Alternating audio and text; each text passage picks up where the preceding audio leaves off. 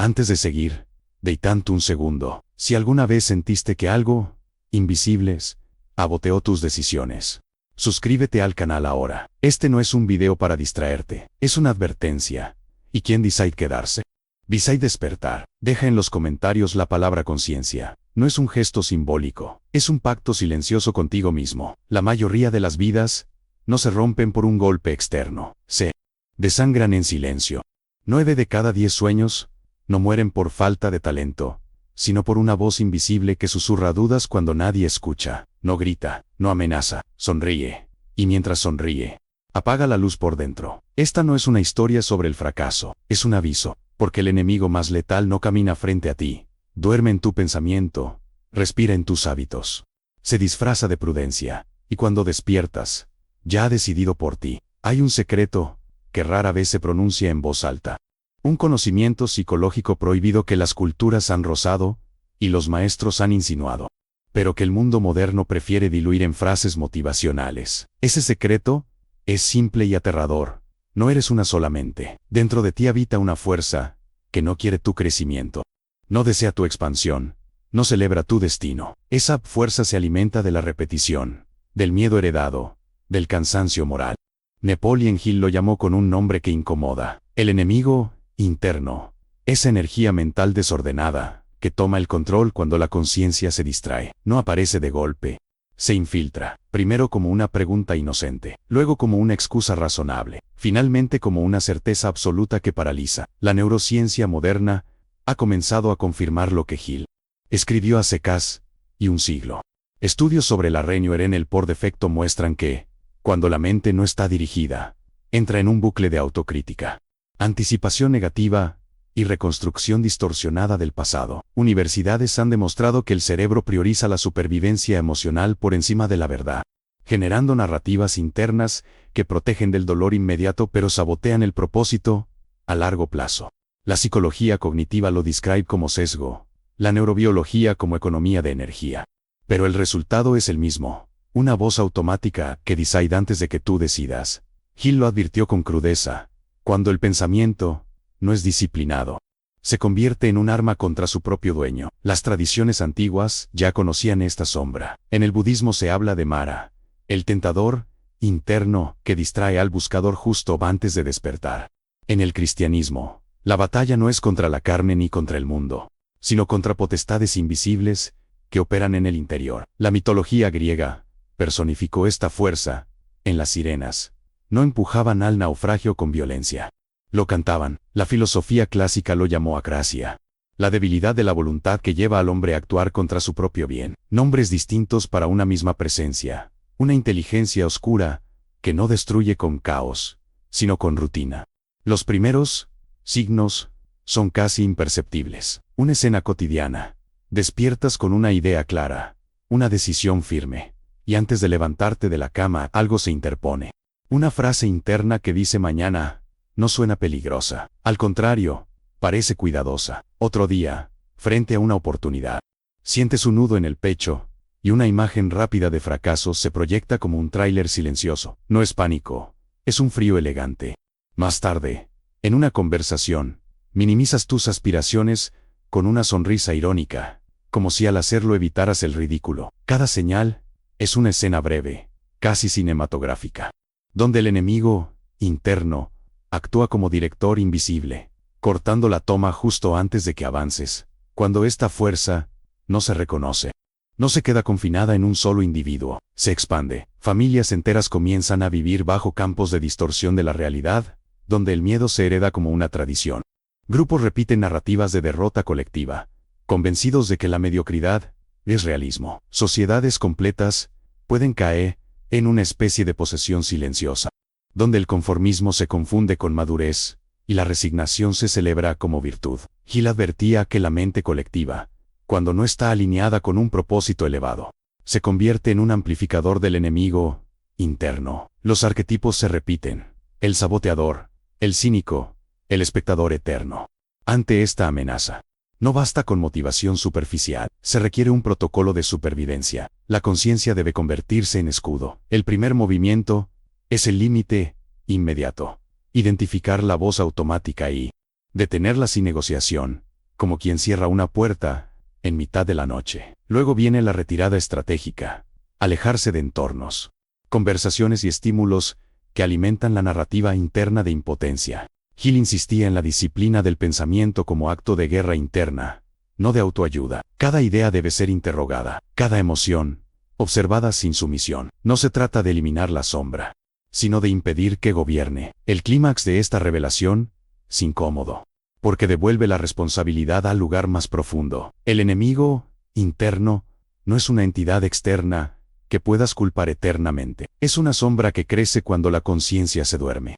Y la verdad más perturbadora es esta: si no eliges tus pensamientos, alguien o algo lo hará por ti. En el silencio de ahora escuchas esta narración. Esa fuerza también escucha, espera, porque sabe que su mayor poder no es destruirte, sino convencerte de que nunca estuviste destinado a más. Y ese eco, si no lo enfrentas, puede acompañarte toda la vida. Hay un momento exacto en el que el enemigo interno deja de ser una presencia difusa y aprende a imitarte. No sucede de forma violenta. Ocurre en silencio, como una infección elegante. Las estadísticas no lo muestran, pero los patrones sí.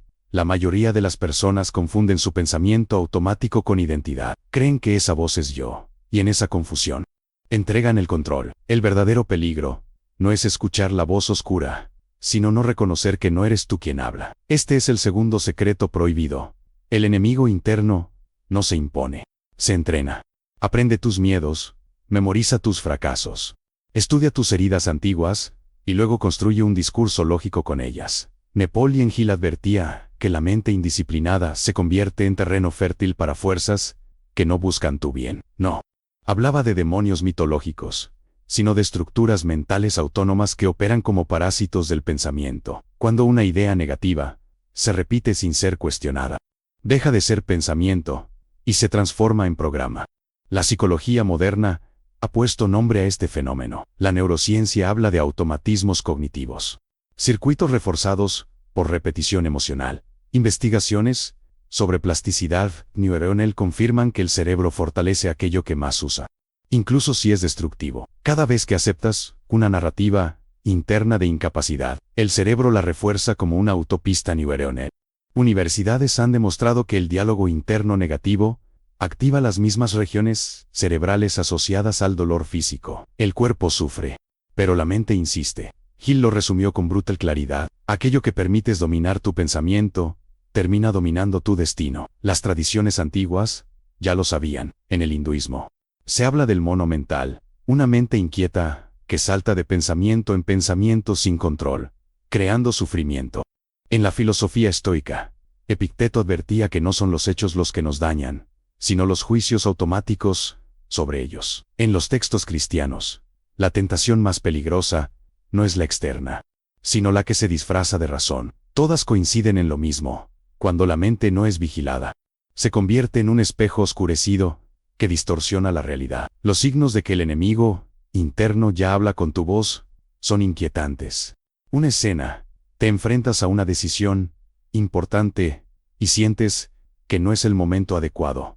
No hay evidencia, solo una sensación pesada, como niebla. Otra escena: alguien reconoce tu potencial y tú respondes con una broma autodestructiva, anulando el elogio antes de que te exponga. Más tarde, solo recuerdas errores antiguos con una precisión cruel, mientras ignoras cualquier logro. Cada señal es una secuencia silenciosa donde el enemigo actúa como guionista, editando tu memoria para sostener su narrativa. Cuando esta voz se normaliza, su impacto se extiende más allá del individuo. Familias enteras adoptan discursos limitantes que se transmiten como herencia emocional. Nosotros no somos así. Eso no es para gente como nosotros. Grupos profesionales crean campos de distorsión donde el miedo al fracaso se disfraza de realismo colectivo. Sociedades completas pueden vivir bajo una hipnosis cultural donde la mediocridad se convierte en norma y la ambición en sospecha. Hill describió este fenómeno como una forma de posesión mental colectiva, donde millones de mentes repiten pensamientos que nunca eligieron conscientemente. El protocolo de protección en esta etapa exige precisión quirúrgica. La conciencia debe actuar como detector de impostores. El primer paso es la observación fría, escuchar la voz interna sin obedecerla. como quien observa a un extraño en la oscuridad. El segundo es el límite inmediato. Interrumpir el pensamiento automático antes de que complete su ciclo emocional. No dialogar, no justificar. Detener. Luego, la retirada estratégica. Reducir la exposición a narrativas externas y medios, conversaciones, entornos, que refuercen ese mismo discurso interno. Hill insistía en la autosugestión consciente como arma defensiva, no como optimismo ingenuo, sino como reprogramación deliberada. El clímax de esta revelación es perturbador porque revela una traición silenciosa. El enemigo interno no te grita órdenes, te susurra: sé prudente. No exageres, conócete a ti mismo. Y mientras lo escuchas, tu vida se encoge. La verdad oscura es esta: cuando una voz interna te aleja sistemáticamente de tu expansión, no es sabiduría, es sabotaje. Y si no recuperas la autoridad sobre tu pensamiento, terminarás viviendo una vida diseñada por una sombra que aprendió a hablar con tu propia voz. Esa sombra no duerme, espera a que vuelvas a dudar. Existe un punto sin retorno donde el enemigo interno deja de hablar en susurros y comienza a construir argumentos. Ya no se presenta como duda, sino como lógica impecable. En ese instante, el peligro se multiplica. Porque el miedo, cuando aprende a razonar, se vuelve casi si esta narración está despertando incomodidad dentro de ti. No es casualidad, es resistencia. Y la resistencia es el último refugio del enemigo interno. Detente un instante. Dale like a este video, no para apoyar el canal, sino para marcar este punto de quiebre en tu mente. Escribe en los comentarios: yo no obedezco. Cuando lo nombras, recuperas autoridad. Invencible. Las estadísticas silenciosas lo confirman. La mayoría de las personas no renuncian a sus sueños por terror, sino por explicaciones convincentes de por qué no es el momento, no es prudente, no es realista. El enemigo interno no destruye con caos, sino con coherencia aparente. Este es uno de los secretos psicológicos más inquietantes jamás revelados. El cerebro humano es capaz de fabricar razones falsas con apariencia de verdad para evitarla incomodidad del crecimiento. Napoleon Hill lo advirtió al hablar del hábito del pensamiento negativo. Esa tendencia a justificar la inacción con argumentos que parecen maduros y responsables. No es pereza, no es ignorancia, es una inteligencia oscura que protege al ego del riesgo, incluso si para ello debe sacrificar el destino. La neurociencia moderna ha puesto luz sobre este mecanismo. Estudios en psicología cognitiva muestran que el cerebro activa el córtex prefrontal, no solo para tomar decisiones, sino para justificar decisiones ya tomadas por el sistema emocional. Primero se siente el miedo, luego se construye la razón. Investigaciones universitarias han demostrado que, cuando una persona enfrenta una oportunidad que amenaza su identidad conocida, el cerebro genera narrativas defensivas para preservar la sensación de control. La razón se convierte en abogado del miedo. Hill lo expresó sin rodeos. La mente encuentra excusas con la misma facilidad con la que el cuerpo encuentra cansancio. Las tradiciones antiguas reconocieron esta trampa. En el budismo se enseña que la mente crea historias para evitar el sufrimiento inmediato, aun cuando esas historias generen sufrimiento futuro. En la filosofía platónica, el auriga pierde el control con uno de los caballos. El deseo, el temor, toma las riendas y arrastra a la razón consigo. En la teología cristiana, se habla de la tentación racionalizada, no el pecado impulsivo, sino el cuidadosamente justificado. Todas coinciden en una advertencia: cuando la razón no está alineada con la verdad interior, se convierte en instrumento de la sombra. Los signos de esta fase son escenas sutiles y peligrosas. Te encuentras analizando una decisión durante semanas, meses, incluso años, convencido de que estás siendo responsable, cuando en realidad estás paralizado. Escenas nocturnas, donde repasas escenarios catastróficos, con detalle cinematográfico, llamándolo planificación. Conversaciones internas, donde rebajas tus aspiraciones para no sentir la presión de cumplirlas. Cada escena es un acto de suspense psicológico. El enemigo interno no te empuja al abismo, te convence de sentarte al borde y esperar. Cuando esta dinámica se normaliza, su efecto se propaga como una niebla espesa. Familias enteras se organizan alrededor del miedo al cambio, llamándolo estabilidad. Empresas y grupos sociales construyen culturas donde la innovación es castigada sutilmente y la conformidad premiada. Se crean campos de distorsión de la realidad colectiva, donde el estancamiento se interpreta como seguridad. Hill describía este fenómeno como una epidemia mental. Individuos razonables, atrapados en una lógica que protege lo conocido y asesina lo posible. El protocolo de protección aquí exige valentía lúcida. La conciencia debe convertirse en juez implacable. El primer paso es separar emoción de argumento, identificar qué parte del razonamiento nace del miedo. Luego, imponer un límite inmediato a la rumiación.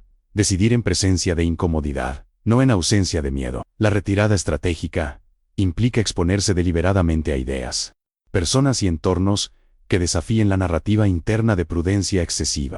Hill recomendaba la decisión firme como antídoto, porque la indecisión prolongada alimenta al enemigo interno más que cualquier fracaso. El clímax de esta revelación es profundamente inquietante. El enemigo interno no te dice huye.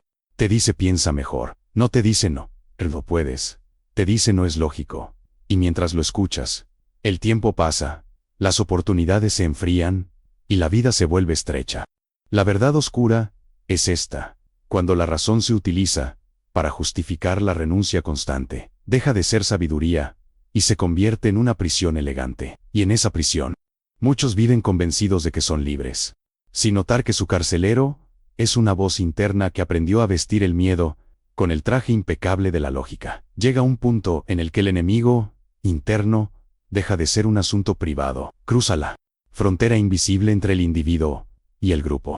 Ya no opera solo en la intimidad del pensamiento, se propaga, se infiltra en conversaciones, en silencios compartidos, en reglas no escritas. Las estadísticas sociales lo insinúan sin nombrarlo. Cuando una comunidad normaliza la resignación, el talento comienza a desaparecer sin dejar rastro. No hay crisis visible, no hay colapso inmediato. Hay una lenta anestesia del espíritu, y ese es el escenario perfecto para la posesión silenciosa. Este es uno de los secretos más inquietantes que Nepal y Hill insinuó, y que pocas veces se analiza con profundidad. La mente colectiva puede ser tomada por la misma fuerza que sabotea al individuo. Hill hablaba de infección mental para describir como ideas negativas, cuando se repiten en grupo, adquieren una autoridad que ningún individuo cuestiona. La fuerza que destruye tus sueños aprende a multiplicarse cuando encuentra eco en otros. Ya no necesita convencerte solo, se apoya en el consenso. Y el consenso, cuando está enfermo, es una de las armas más poderosas contra la conciencia. La psicología social moderna ha confirmado este fenómeno con precisión inquietante. Estudios sobre conformidad y pensamiento grupal demuestran que los individuos son capaces de negar evidencia directas y el grupo sostiene una narrativa opuesta. Investigaciones universitarias han mostrado cómo los campos de distorsión de la realidad se forman. Una comunidad comparte miedos, prejuicios y expectativas limitantes. El cerebro humano, programado para pertenecer, sacrifica la verdad interna para evitar el exilio social. La neurociencia lo explica como supervivencia. Hill lo describía como esclavitud mental aceptada. Las tradiciones antiguas ya advertían sobre este peligro. En textos bíblicos se habla de pueblos enteros guiados por ciegos, marchando convencidos de su rectitud. En el budismo se enseña que el sufrimiento colectivo surge cuando la ignorancia se convierte en norma. La mitología describió estas dinámicas a través de masas hechizadas por dioses falsos, sacrificando lo mejor de sí mismas por miedo a lo desconocido. La filosofía clásica alertaba sobre la tiranía de la mayoría, donde la verdad individual es ahogada por la comodidad del grupo. Todas coinciden en un punto oscuro, cuando muchos comparten la misma ilusión. Esta se vuelve ley. Los signos de esta posesión colectiva son escenas cotidianas cargadas de tensión silenciosa. Una mesa familiar donde alguien menciona a un sueño ambicioso y el aire se enfría. Las miradas se desvían. Se oye una risa incómoda que lo devuelve a su lugar. Un entorno laboral donde las ideas nuevas son recibidas con ironía, no con debate.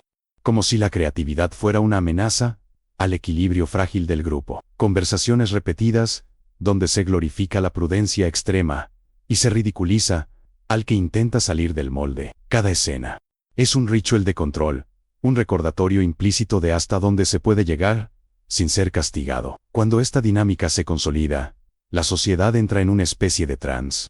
Se crean arquetipos dominantes: el conformista respetable, el soñador ingenuo, El rebelde peligroso. Los campos de distorsión de la realidad se refuerzan con historias compartidas de fracaso ajeno. Usadas como advertencia, Hill observó que, en estos contextos, incluso las personas con gran potencial terminan autocensurándose antes de que el grupo tenga que hacerlo. El enemigo interno ya no necesita hablar, el entorno habla por él. El protocolo de protección, en este nivel, exige una fortaleza poco común. La conciencia debe convertirse en refugio. El primer paso es reconocer el hechizo, aceptar que el consenso no es sinónimo de verdad. Luego, establecer un límite inmediato entre la identidad personal y la narrativa grupal, incluso si eso implica incomodidad o aislamiento temporal. La retirada estratégica aquí no es huida, sino selección consciente. Elegir cuidadosamente qué voces permites entrar en tu mente.